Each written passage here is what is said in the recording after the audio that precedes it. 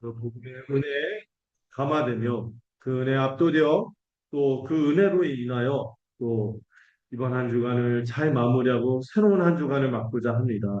주님, 이 말씀으로 우리의 심령이 혹시 세상의 분주함으로 우리의 심령이 너무 어지러워져 있고 우리의 귀가 혹시나 세상의 이런저런 또 안 좋은 것들로 우리의 귀가 막혀 있다면 주님 그 귀를 열어주시고 이 눈을 열어주셔서 주님이 우리에게 허락하신 이 진리의 보화를 만끽하는 시간이 되도록 주의 성령을 우리 가운데 함께 하여 주셔서 또 충만한 은혜를 받을 수 있도록 우리와 함께하여 주시옵소서.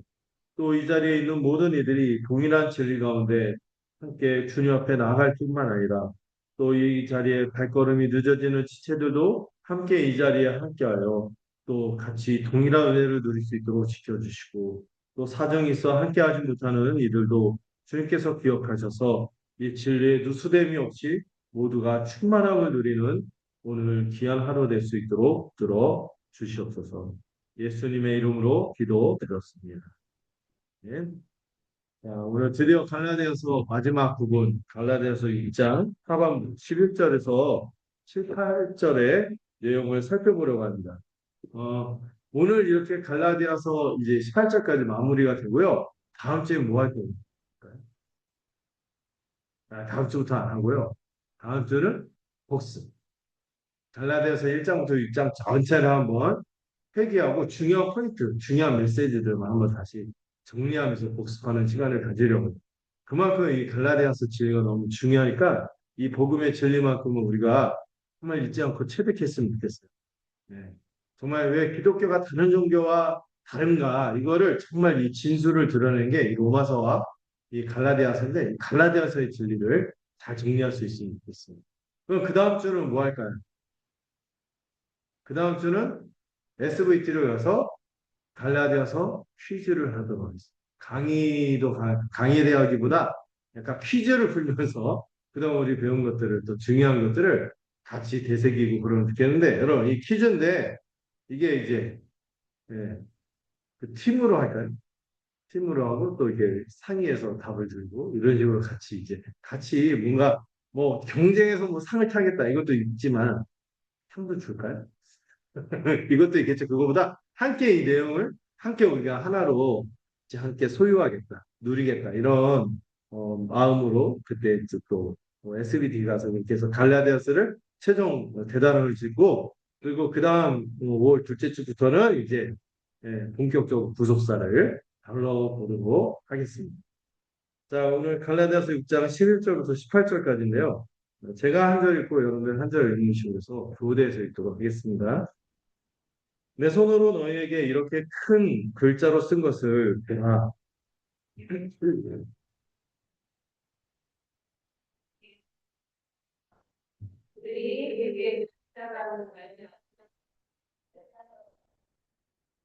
할례를 받은 그들이라도 스스로 율법은 지키지 아니하고 너희에게 할례를 받게 하려 하는 것은 그들이 너희의 육체로 자랑하려 합니다.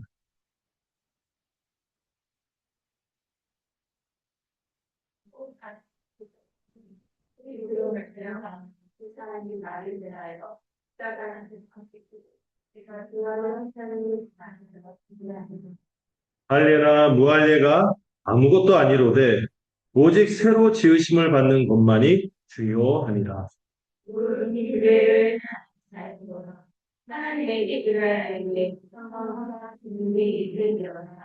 이후로는 누구든지 나를 괴롭게 하지 말라. 내가 내 몸에 예수의 흔적을 지니고 있노라.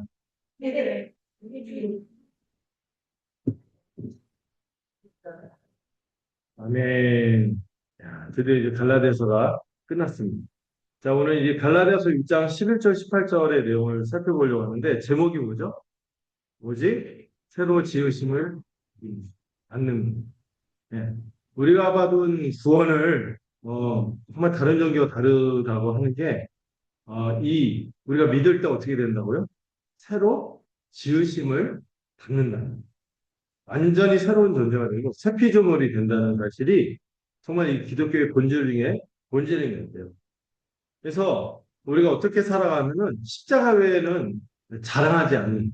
자랑이 없는 새 창조로서 새 창조된 백성으로 살아가는. 그래서 이 밑에 써 있지만 중심 메시지는 뭐예요?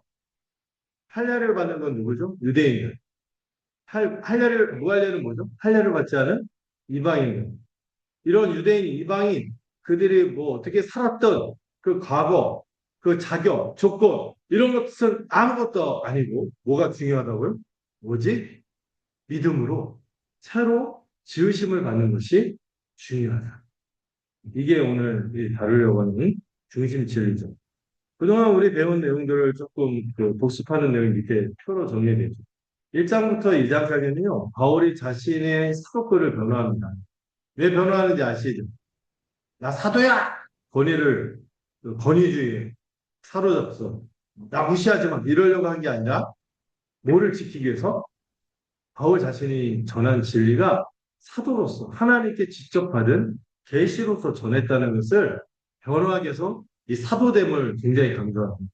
그리고 자기가 이 사도로서 전한 복음도 역시 누구로부터 왔다? 예수 그리스도. 우리 하나님이신 예수 그리스도. 하나님으로부터 왔다. 이거를 굉장히 강변하고 2장 후반에 굉장히 중요한 두 가지 진리를 제시해요. 이 진리를 지켜내기 위해서 바울이 어떤 것까지 했죠? 수석 사도인 베드로까지 혼낼 정도로.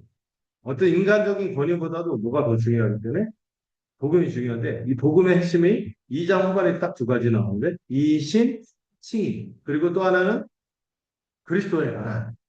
이게 척척 나온다는 사실이 늘 기쁩니다. 예. 그래서 이 복음의 교리를 좀 더 상세하게 설명하는 게 3장부터 4장의 내용이에요. 거기 보면은 이신칭의에 대해서 우리가 의롭다함을 받는 것이지 우리가 의롭다함을 뭔가 잘해서 얻어내는 게 아니라 거저 받는 거예요. 그러면서 우리는 이제 뭐가 아니라 종이 아니라 자유다. 자녀다. 이제 아들이다. 제가 막 여러분들 귀에 피날 정도로 얘기했죠. 아들은 젠더가 아니다. 성별을 얘기하는 게 아니라 상속자. 뭐를 상속받아요? 하나님 나라. 영생. 우리가 주님으로부터 약속받은 이 놀라운 축복들을 상속받았다는 거예요.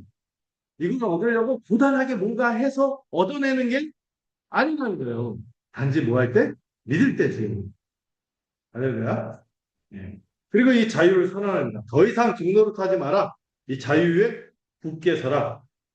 이 율법주의에 대해서 아주 엄중한 경고를 내리면서 우리는 의의 소망으로 뭐를 기다려요? 그 영광을 얻을 것을 기다리는 뭔가 하기 위해서 하는 게 아니에요. 뭐 얻기 위해서 하는 것이 아니라 의의 소망으로 믿음을 가지고 사랑으로 역사하는 믿음으로 의의 소망을 소망하면서 기다리면서 살아가는 거지. 그래서 율법주의 이거는 얼씬도 하지 못하게 아니 막 아예 잘라버리자 뭐 이런 얘기까지 험하게 했죠. 그러면서 5장 후반부 이번 올해 들어와서 그 거룩한 삶 앞에서는 우리가 이미 이렇게 됐다 칭의에 대해서 얘기했다면 올해 들어서는 이 거룩에 대한 내용을 바울이 후반부에 이 5장 13절부터 쭉 하는데요. 예, 뭐와 뭐를 대조하면 돼요? 육체가 아니라 뭐를 따라 살아가나? 성령을 따라 살아가. 이제 우리는 어디에 속한 자다? 육체가 아니라 성령에 속한 자. 그러니까 성령에 속한 자로 성령의 삶을 살아가라. 육체의 일들이나 성령의 열매, 이 두 가지가 대조되죠. 육체의 일들은 뭐예요? 수로 뭐예요? 복수. 성령의 열매는 단수. 그런데 육체의 일들도 내용을 보니까 어때요? 안 좋은 건지 좋은 건지 분별이 돼야 안 돼요. 쉽게 분별이 돼요. 분명하니 이런 표현을 쓰고. 그런데 성령의 열매를 맺는 것도 어때요? 그럼 하나님께서 우리에게 머리를 주셨고, 머리를 주셨고 우리 안에 성령을 주셨기 때문에 무엇이 성령을 따라 살아가는 건지 신자는 안다 모른다 분명하게. 그 삶의 내용과 방향과 초점은 누구에게 맞춰져 있어요? 무엇을 하는 것보다도 우리가 누구를 생각하는데? 예수님을 생각해요. 예수처럼, 예수님처럼 닮아져 가는 그런 걸 얘기하면서 그거는 이제 개인적으로 우리에게 요구했다면 한 사람 한 사람 믿음을 가진 신자인 우리에게 각 사람에게 얘기했다면 6장 1절부터 10절은 어디까지일까요? 어디에 대한 얘기? 근데 우리가 그리스도와 연합해서 성령을 따라 살아간다는데 우리가 돛담을 신고 혼자 내 개인 인격이 훌륭해지는 그런 식이 아니라는 거예요. 어디에서? 교회에서 한 몸 같이 성령의 삶을 구체적으로 살아가는 교회 모습을 얘기했는데 대표적인 게 뭐죠? 우리가 서로 사랑하는데 그래서 그리스도의 법을 성취하는데 이 사랑하는 구체적인 방식이 뭐예요? 너희가 서로 모를지라 짐 어떤지 혼자서는 못 지는 짐을 함께 져. 그러면서도 동시에 각자의 질 수 있는 짐을 씩씩하게 져라. 그런 얘기를 하고 우리가 그 특히 이 저 같은 이제 말씀을 가르치는 사람과 좋은 것을 해야 된다. 이게 영생을 위해서 심는 삶이라 했죠. 성령과 영생을 위해서 심는 삶인데 이제 말씀을 가르치는 자와 좋은 것을 함께 하라는 거는 예, 뭐 제 삶을 돌보는 것도 있겠죠. 더 중요한 건데요. 이 말씀을 가르치는 자가 가르치는 말씀의 방향대로 부지런히 살아서 그 삶의 열매를 꽃피우는 거예요. 그게 이제 제가 주님 앞에서 여러분도 주님 앞에서 멸류관이 되죠. 저한테도 정말 영광스러운 멸류관이 예. 여러분들이 정말 주님의 뜻대로 잘 살아가요. 예. 그리고 그런 교제가 풍성할 때 우리가 서로 짐을 지고 어려울 때 돕겠지만 특별히 누구한테 더 이디오피아의 어려운 친구들 예. 우리 지역에서 함께 신앙생활하는 몸대 우리가 이제 혼자 살 수 없고 몸된 교회로 한 몸으로 살아가니까 한 몸으로 지체라고 말만 그렇게 부르지 말고 형제자매 이렇게 말만 부르지 말고 실제로 그렇게 돌보면서 살아가는 것이 이게 이제 복음에 의한 삶이다. 그걸 쭉 얘기했어요. 그리고 나서 오늘 드디어 마지막 부분에 도달하게 됩니다.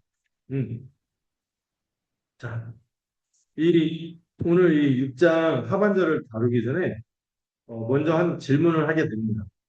우리는 무엇으로 자꾸 우리 자신을 증명하려고 하는 우리는 우리의 정체성을 어떻게 갖고 있는가? 여러분 한동안 그 청소년들하고 한참 심리 상담하는 사람들이 되게 중요하게 여기는 주제가 있었어요. 자존감, 자아상. 자존심은 안 좋은데 그 쓸데없는 자존심 있잖아. 근데 자존감, 특히 자아상은 그 건강하게 가는 게 되게 중요한데 이 건강한 자아상을 여러분 내가 내 자신을 잘 알 수 있을까요? 잘 모르거든요. 주변 사람들이 그래도 객관적으로 보지만 그런데 주변 사람들이 본다고 해도 그것이 진정한 나일까요? 그래봐야 옛사람, 죄인이 별거 없는 나이거든요. 근데 누구 안에서 건강한 자아상을 발견할 수 있어요? 그리스도. 우리가 세표적으로 이런 생각을 갖고 살아갈 때, 새 존재로서 살아갈 때, 그럴 때 우리 자신이 진짜로 증명될 거예요. 어떤 것도 우리를 옥죄지 않을 거예요. 어떤 것도 우리를 불안하게 하지 않고, 어떤 것도 우리를 눌리게 하지 않고, 이게 되게 중요합니다. 근데 여러분, 현대인의 이 박스에 뭐가 들어가야 될까요? 증명. 현대인의 증명 방식은 뭘까요? 내 자녀가 어디 나왔어? 스카이. 내 자녀가 어디 다녀? 내 자녀가 키가 몇이야? 내 자녀는 외모가 꿀리잖아.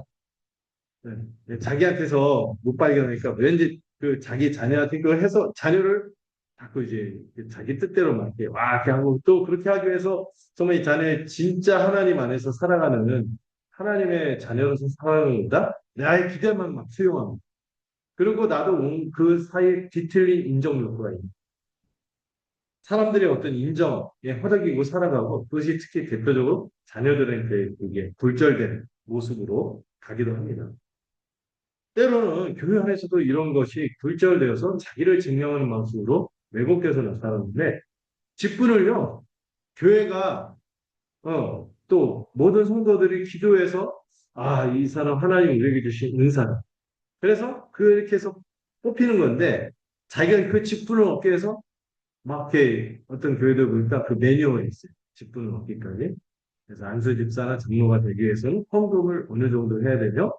그리고 새벽 기도를 몇 개월 이상 개근을 해야 되는, 몇 년 이상은 해야 되는, 이렇게 하고 직분 따내고 나서 어떻게 안 해버려요. 그리고 그렇게 하고 무슨 어디 할 때 그 경조사 같은 데 얼굴 많이 비춰요. 왜? 예, 그럴 때 이제 많이 인정을 하니까. 이런 식으로 자기 봉사, 성김을 정말 그 지체를 위해 우리가 한 가족이구나, 식구나, 이런 돌보려는 마음이 아니라 그런 직분, 인정 욕구, 이거에서 봉사의 양으로 자기를 입증하는 거예요.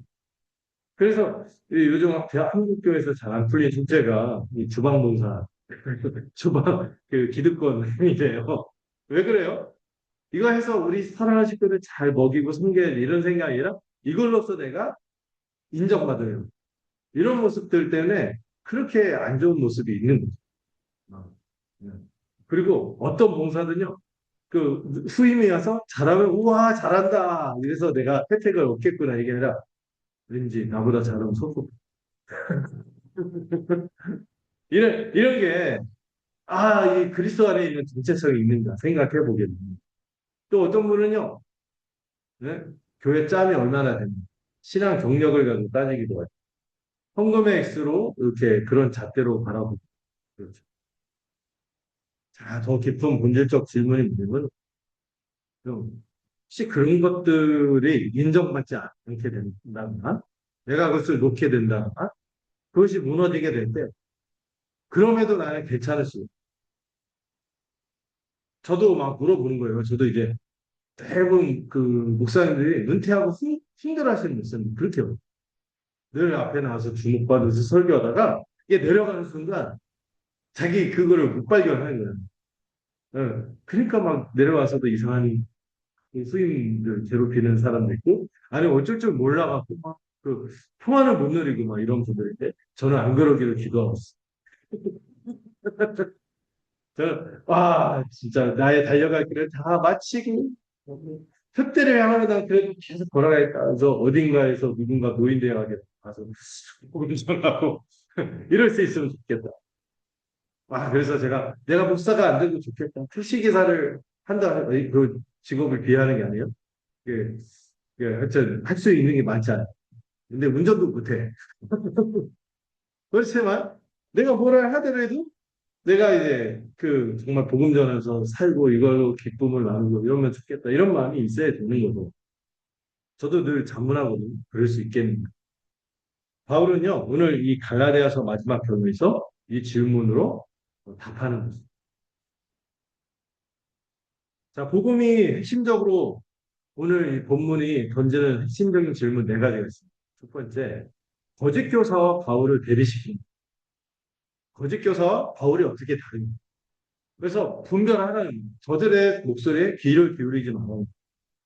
그들은 특별히 이 거짓 교사들은 뭐를 강요했죠? 빈칸. 할례를 강요. 그 할례를 강요하는 그들의 숨겨진 진짜 동기가 뭐냐? 이거를 오늘 이 마지막 부분 바울이 힘줘서 설명하는 거죠. 두 번째 질문은요. 바울은 왜 오직 뭐만? 십자가만 자랑하겠다고 생각합니다. 왜 십자가만 우리의 중심이 되어야 하는지 이걸 깊이 생각할 수 있으면 좋겠어요. 세 번째 질문은 이 복음의 본질과 결과에 대해서 질문을 던지는데 할례나 무할례나 뭐라고 했어요? 아무것도 아니었어요. 그걸 뛰어넘는 새로 지음받는다는 것이 무엇이까? 우리가 새로운 존재가 되고 새로운 사람이 된다는 것이 무엇이까? 새 창조물이 된다는 것이 무엇이까? 이거를 의미할 수 있습니다. 마지막 질문은 우리에게 십자가에 무엇이 있는가? 흔적. 흔적. 이게 스티그마라고 하거든요. 스티그마. 십자가의 흔적. 이것이 바울이 자기에게는 십자가 흔적만 이것만 자랑하는 이러잖아요. 그 흔적이 바울 또는 우리에게 무엇을 의미하겠는가? 이거를 차근차근 살펴보고자 합니다. 자, 여러분 11절 보니까 뭐라고요? 바울이? 내가 이렇게 내 손으로 직접 너희에게 이렇게 큰 글자로 쓴 것을 보라! 이게 그죠? 그래서 이 11절부터 18절까지는 아무래도 바울이 직접 썼을 거예요. 왜냐하면 그때는요, 많이들 대피를 했어요.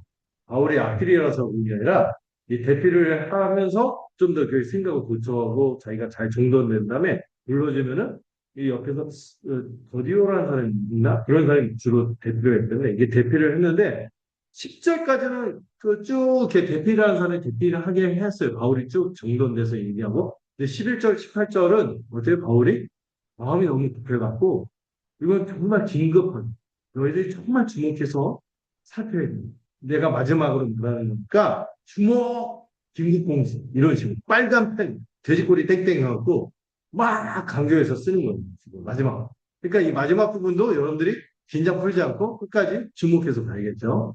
예. 큰 글자로 쓴 거예요. 아, 그래서 왜 큰 글자로 썼냐? 저처럼 아마 노안이 있었어요.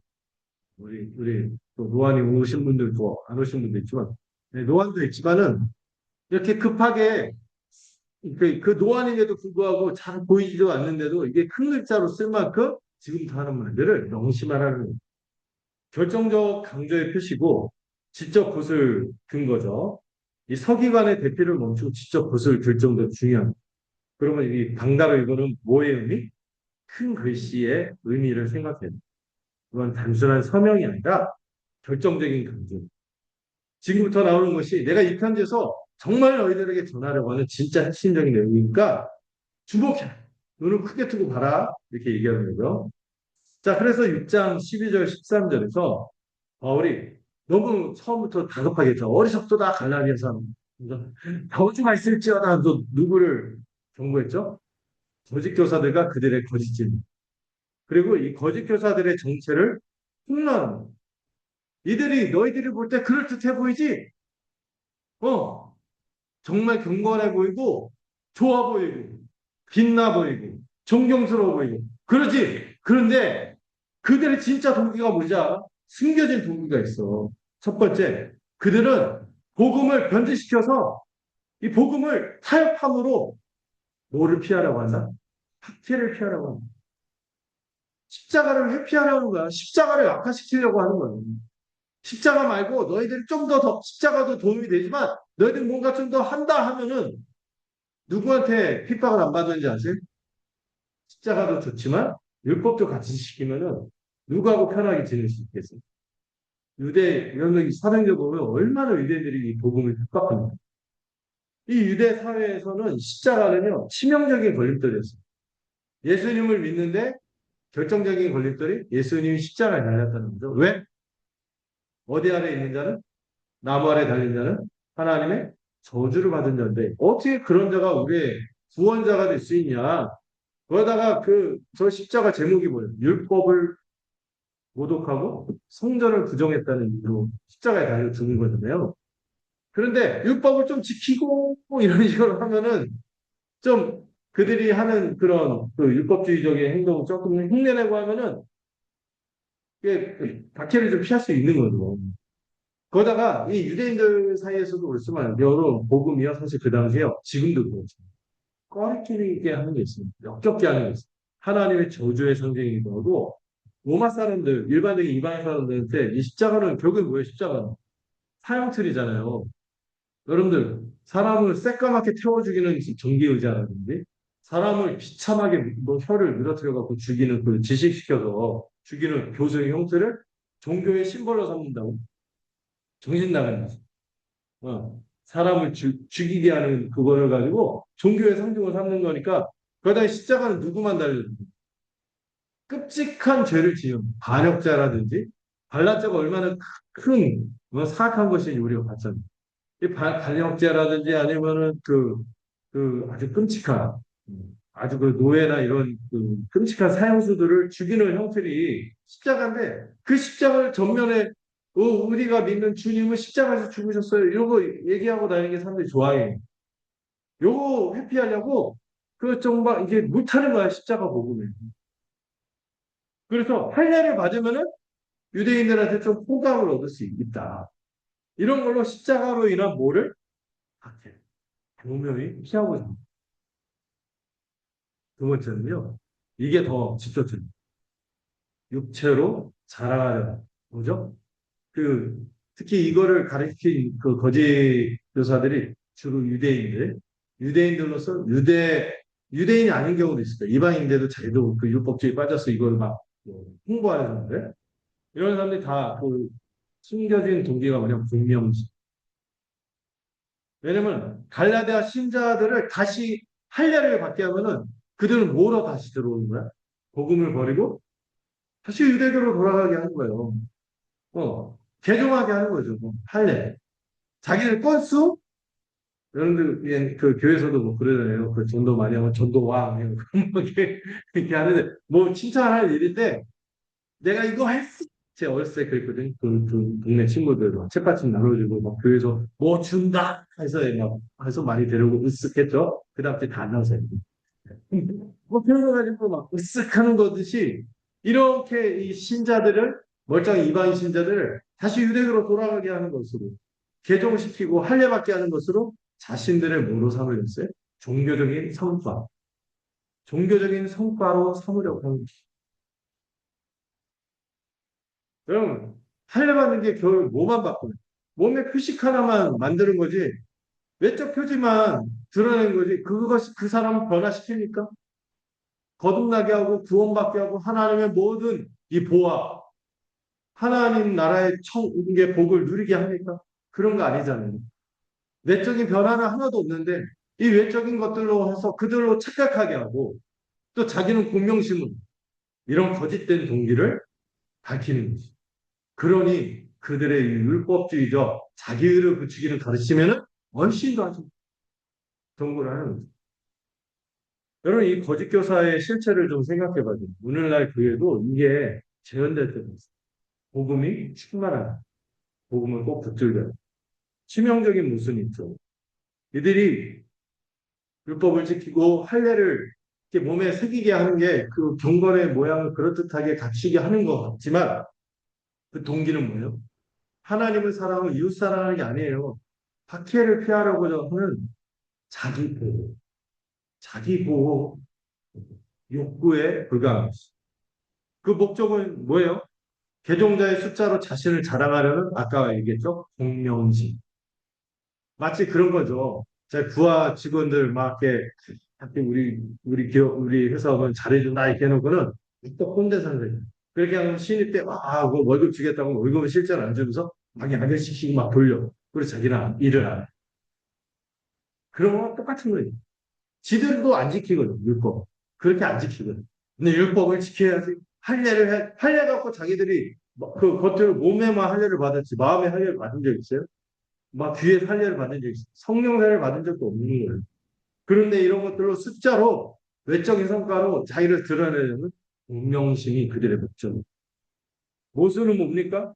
자기가 전하고 지켜야 돼, 지켜야 돼. 이렇게 해야지 남보다 내가 좀 괜찮아지고 그런 시스템으로 사람들을 꼬셔놓고는 그 율법을 정작 자기는 어떻게 해요? 스스로 지키지 않는 완벽한 외식이자 위선. 완벽한 위선입니다. 원래 율법의 기준은 뭐예요? 갈라디아서 3장 10절 아시죠? 모든 것은 항상 다 지켜요. 못 지키면 반드시 죽는데 정작 지들은 모든 것을 다 지키지도 않고 항상 지키지도 않으면서 그런데 그나마 한다는 식으로 외식과 위선을 부리는 거죠. 근데 여러분 이게 오늘날 우리의 민낯일 수도 있어요. 박해와 불편함을 피하기 위해서 복음의 걸림돌을 제거하려는 타협이 있을 수 있어요.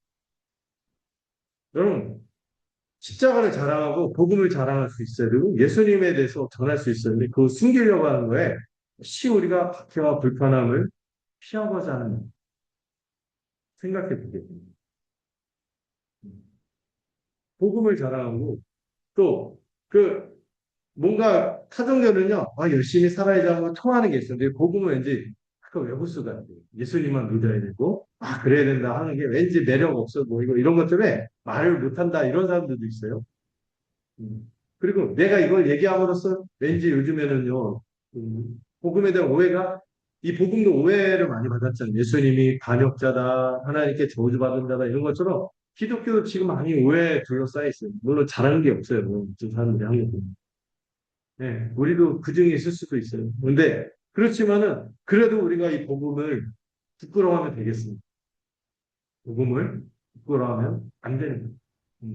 이 복음의 걸림돌을 제거하려는 이 타협이 있었던 거죠.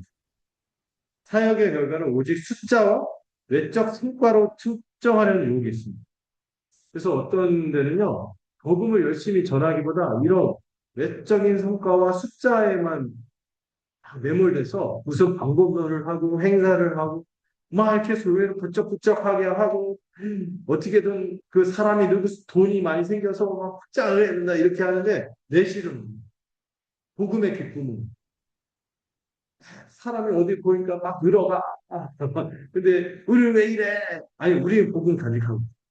그리고 이 복음 간직한 대로 우리가 부끄러워만 하지 않고 전하는 분이에요. 근데 이거를 그런 걸로 측정하고 비교하려는 일고 또 교회 안에서 은근 자기도 못 지키는 엄격한 기준을 다른 사람에게 강요하는 거예요. 하면서 얘기하는데 예. 우리가 주님은 닮아가고 지체를 사랑하고 섬기고 함께 교회를 세워가는 일에 열심을 내는 게 맞죠. 그런데 그게 아니라 왠지 뭐 어떤 외적인 거 있잖아요. 아, 이렇게 뭐 해야 되지? 막 이러면서 막 이렇게 뭐 사람들을 힘들게 우리 서로가 괴롭히고 그러면 안 되는 거예요. 정직한 질문. 이게 중요하죠. 이런 거 하는 거 동기가 내가 정말 하나님을 사랑해서 하는 건지 아니면은 정말 이 지체를 정말 위하고 하나님을 사랑해서 하는 것인지 아니면 내가 좀 그럴듯해 보이는 신자 보이기 위해서 하는 것인지. 내가 너무 비하자 얘기인데 그 새벽기도 열심히 하는 게 좋죠.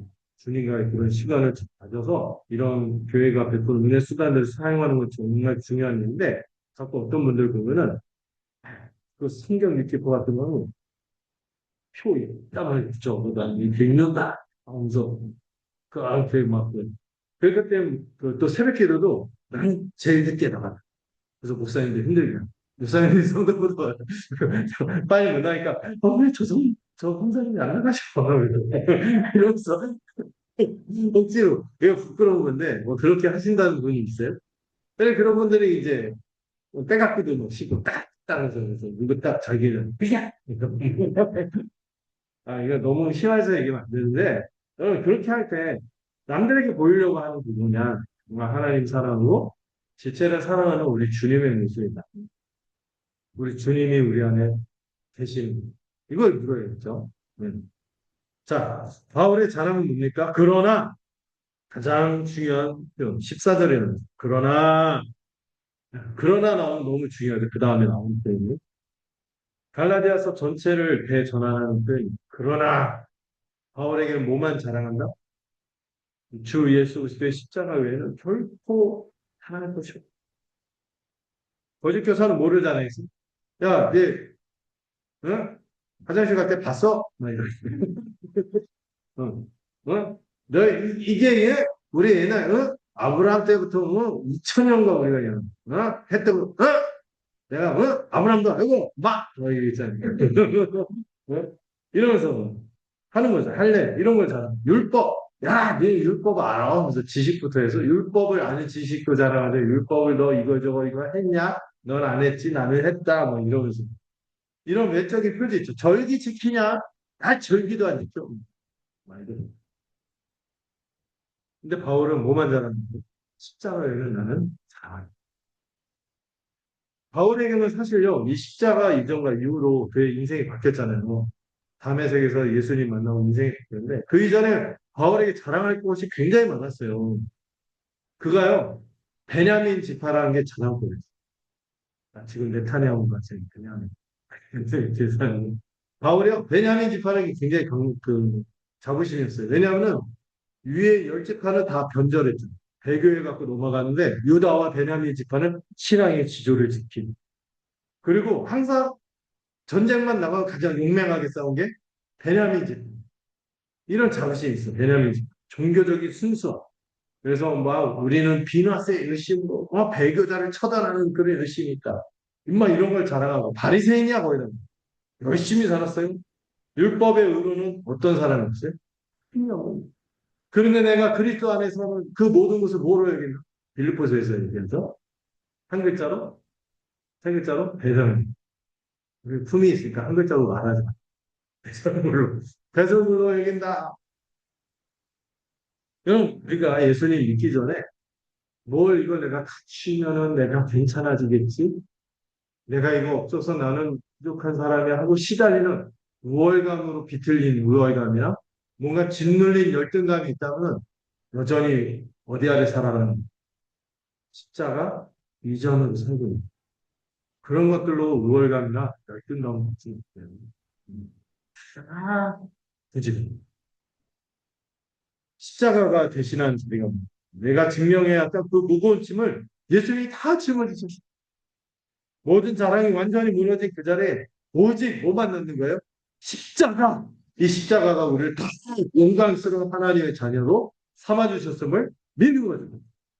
어떤 사회적 지위, 뭐 이런 거, 학벌, 계급, 뭐 이런 모든 거, 뭐 지식 수준, 교양 수준, 아니면 너 재산의 수준, 이 모든 거 다 부질 없어요. 다 없고, 뭐만 있는 거예요? 십자가 안에 있는 나. 이걸로 여러분 건강한 자아성을, 자존감을 갖게 됩니다. 나는 하나님의 자녀, 이것만으로 만족했어요. 십자가를 있다. 이 십자가에 담긴 진정한 의미를 이존 칼빈이 얘기했는데요. 먼저 뭐가 아니라 뭐라고요? 외형이 아니라 예면의 의미는. 십자가 그 자체 외적 형태가 아니에요. 어떤 분은 십자가를 막 문신 새기고 막 하고 막그 목걸이 하고 귀걸이 하고 이런데 그게 아니에요. 십자가 무엇을 의미하는가? 그 안에 담긴 그리스도의 은. 그리고 그것이 우리에게 주어진 결과인 구속. 이거를 아는 거죠. 그리고 뭐를 아는 거예요? 세상의 눈과 믿는 자의 눈이 달라야 되는 거예요. 십자가는 세상의 눈에는 수치와 저주이지만 이방인에게는 수치요, 유대인에게 저주이지만 믿는 자에게는 뭐예요? 하나님의 능력이요 지혜인 것처럼 나 자신도 그리스도 안에 있기 때문에 세상의 어떤 것들로 나를 정의하게 하지 말라고 했죠. 네가 뭔데 나를 참 나는 그리스도 안에 있는 자다.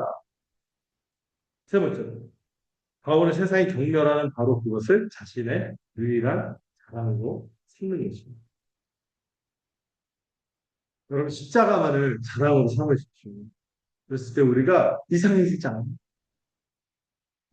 여러분 그 다음에 그림을 보세요. 여러분 어느 쪽에 있습니까? 세상의 목소리가 보내는 신호를 받고 있는 그 줄을 붙잡고 있어요? 끊어버렸어요. 혹시 십자가의 목소리를 끊어버린 건 아니죠? 어느 쪽입니까? 동그라미 치세요. 십자가의 목소리를 듣고 있는.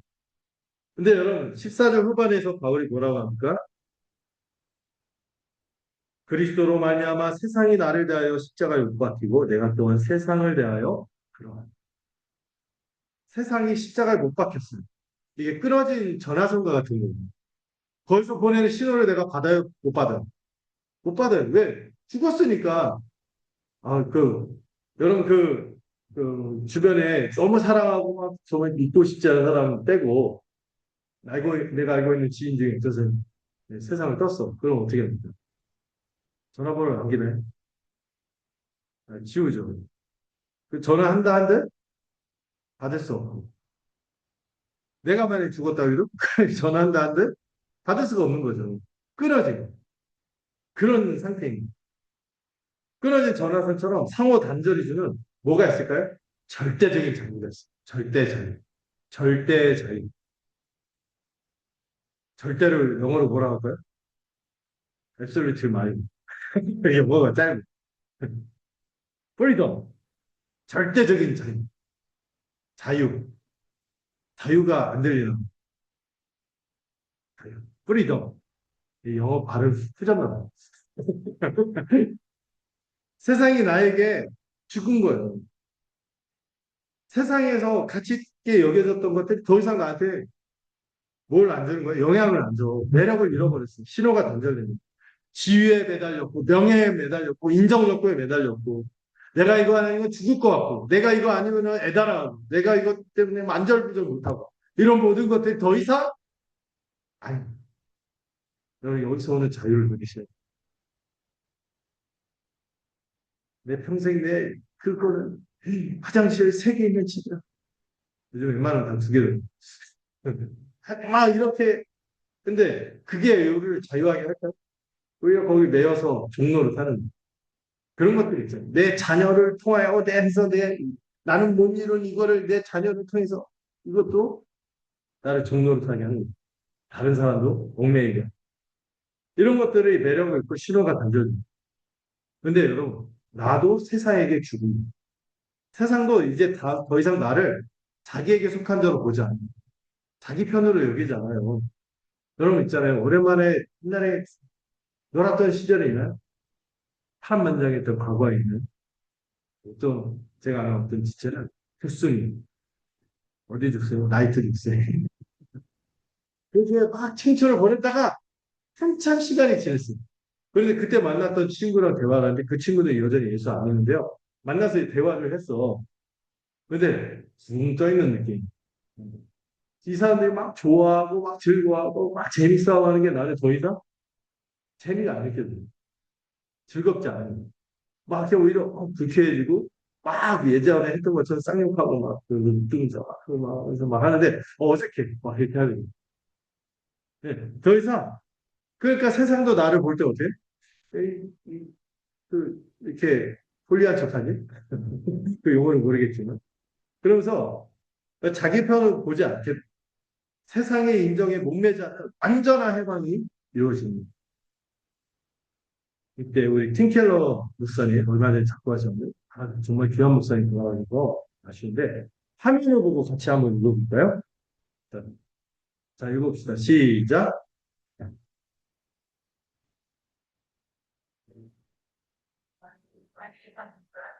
그렇죠. 끊어지 이게 안 끊어진 것처럼 아쉬운데 여러분들 마저 끊으셔야 돼요. 예. 우리의 정체성, 자존감, 자아상 이게 새롭게 재구성된 십자가만 자랑하기 때문에 세상이 줄 수 있는 어떤 것도 나의 정체성을 이용하지 못하게 만드는 거예요. 여러분, 내가 이렇게 살다가 우리 인생이 굴곡이 많잖아요. 잘 될 때도 있지만 안 될 때도 있어요. 내 마음이 평안하고 기쁘고 막 하이텐션인가요? 눌릴 때도 있어요. 그렇다 할지라도 여러분들 뭘 기억하시는지 나는 그리스도 안에 나는 십자가만 자랑하고 십자가가 내 영광이다. 이걸 아는 사람은요, 아는데 넘어지지 않아요. 거꾸로 지름을 당해도 다시 일어나 십자가. 여러분, 그런 것처럼 여러분 자연스럽게 자기도 그렇게 바라본데 그렇게 바라본다면 교회 안에 들어와 있는 다른 지체를 볼 때도 어떻게 해요? 그런 눈으로 보겠죠. 어떤 교회를 보면은요, 좀 야곱도 비판하죠. 좀 사회적 지위가 있고 옷도 좀 그럴듯하게 있고 말씨도 막 그 외형도 있고 교양도 있어 보이고 외모도 좀 괜찮고 키가 막 그렇게 하고 이런 사람이 이렇게 하는데 좀 약간 추레 좀그 촌스럽고 약간 삶의 결이 거칠어서 그런 사람들은 이렇게 왔는지 안 왔는지 이렇게 부들떠서 하고 그런 거에 대해서 야고보가 그랬어. 그게 무슨 교회?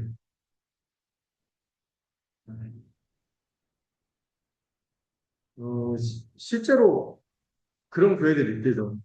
제가 옛날 그 얘기했는데 괭이부리 말 마을이라고 아이들 그 동화 비슷한 건데 거기 애들이 교회를 딱 가려고 했어. 되게 어려운 애들인데 교회 어쩌딱 가려는데 교회에 있는 사람들이 너무 옷차림이나 그리고 교회 애가도 너무 막 이러고 그러니까 애들이 들어가는데 자기 자신의 모습이 초라하니까 그 사람들의 눈빛도 이런 애들이 이런 눈빛을 보니까 그 앞에서 벽을 느끼고 돌아서는 겁니다. 그러면은 안 되는 거죠. 누구라도 와서 큰 데를. 왜? 십자가 안에서 모든 사람이 그리스도 안에서 모두가 그리스도만 믿으면은 하나가 될 수 있는. 이게 공동체. 슬픈 게 오늘날 교회가요. 옛날에는 계층 수준으로 했다면 지금은 빈부의 격차 때문에 또 모두에게 교양하고 그 누리는 에티켓이나 문화들이 달라지기 때문에 이거를 격으로 사람을 따져서 인근 차별하는 그런 일이 교회 안에서 있어서는 안 되는 거예요. 우리 하다 보면 처음부터 그, 그걸 예의란 말로 포장하게 되고, 에티켓이란 말로 포장하게 되는데, 이런 걸 뛰어넘어서 정말 그 사람 그 자체로 귀한 영웅, 십자가에서 이게 필요하다. 근데 먼저 그게 되려면요, 먼저 누구를 그렇게 봐야 돼? 나를. 나를 그렇게 보고, 내가 그런 자유를 한껏 누린 사람이 다른 사람도 그렇게 자유한 눈빛으로 예수님이 세례의 죄인 창녀에게 아무런 편견 없이 다가와서 퇴하고 그들을 변화시켰던 그 능력이 복음의 능력이 그렇게 나타나는 자유하게 능력이 그렇게 나타나는 자 그럼 이제 우리는 뭐를 받으면 되는 겁니까? 15, 16. 할례나 무할례나 아무것도 아니고 뭐가 중요해요? 오직 새로 지으심을 받는 것만. 어, 뉴 크리에이션, 새 피조물. 새 창조물이 되는 거죠. 여러분, 갈라디아서의 핵심적인 선언이 여기 또 나오는데, 여러분, 왼쪽 표지 할례를 받았다, 못 받았다. 이거는 아무것도 아니라는 얘기예요. 둘 다 나쁘다고 말하는 게 아니에요. 유대인들은 할례를 낮에부터 받았으니까 뭐 그거 가지고 뭐라고 했어요. 이런 외식, 율법주의자들 이렇게 말할 수 있어요? 그게 말할 수 없죠. 이방인들은 어쩌다 보니까 태어나 보니까 그런 환경에 의해서 할례를 못 받았어. 그게 차별받을 이유가 됩니까? 여러분, 사도행전에서 이 복음이 막 이방인들에게 막 넘어가서 그냥 믿고 성령을 받으면은 그냥 하나님의 백성이 막 되잖아요. 이런 일들이 일어나는 거예요. 둘 다 나쁘거나 좋은 것이 아니죠. 바울이 어쩔 때는요, 디도를 데리고 예루살렘에 갈 때는 할례를 받겠어요, 안 받겠어요? 철저히 못 받겠어요. 이게 율법주의의 오해들이. 근데 디모데를 데리고 또 예루살렘 들어갈 때는 어떻게 하는지 아세요? 디모데한테는 할례를 받게 합니다. 그의 생각이 바뀌어서일까요? 아니, 생각이 바뀌지 않았어요. 디모데는 원래 어떤 사람이었어요? 유대인이에요. 엄마가 유대인이기 때문에. 근데 이방 환경에 있다 보니까 어쩌다 보니까 할례를 안 받은 거예요. 근데 너 유대인들한테 있어서 괜히 그들에게 꺼림이 되지 않도록 할례, 구원의 조건으로 여기는 것이 아니라 그가 혹시 막 그렇게 오해받으면 그 복음을 받은직하게 하기 위해서 그렇게 하는 거죠. 둘 다 나쁜 거나 좋은 것이 아니에요. 본질적으로 뭐다? 아무것도 아니에요. nothing. 오직 뭐가 중요해? 그러니까 새로 지으심. 밑에도 오직 새로 지으심을 받은 자만이 중요한 것입니다. 율법이 결코 만들 수 없는 것을 복음이 만들어냅니다. 이게 뭐예요? 우리의 존재 자체가 전면적으로 갱신, 완전히 새로워져. 완전히 새 것이 되는 거예요. 완전히 새 피조물이 되는 거예요. 여러분들 고린도후서 5장 17절에 어떤 말씀인지 아세요?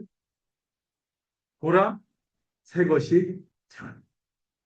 우리는 여러분 아침마다 거울 보면서 고백하세요.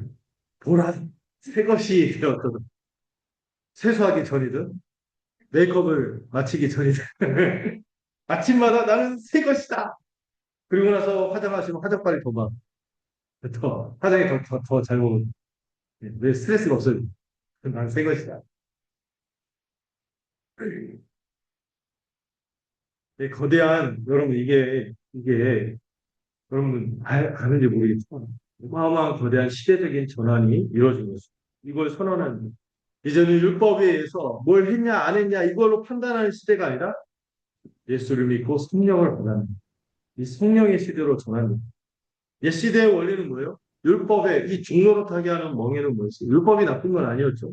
그렇지만 그 율법의 기준대로 내가 잘해야 하나님이 인정해 줄 수 있다. 이 시스템 안에서 허덕이던 시대였어요. 하나님께 인정받을 수 있다. 근데 새 시대의 원리는 뭐예요? 은혜의 통치. 이 빈칸은 은혜의 통치. 여러분, 내가 잘하는 게 아니라 누가 다 하셨어요. 이미 그리스도가 다 하셨어요. 여러분, 그걸 믿으시고. 이미 다 하셨어요.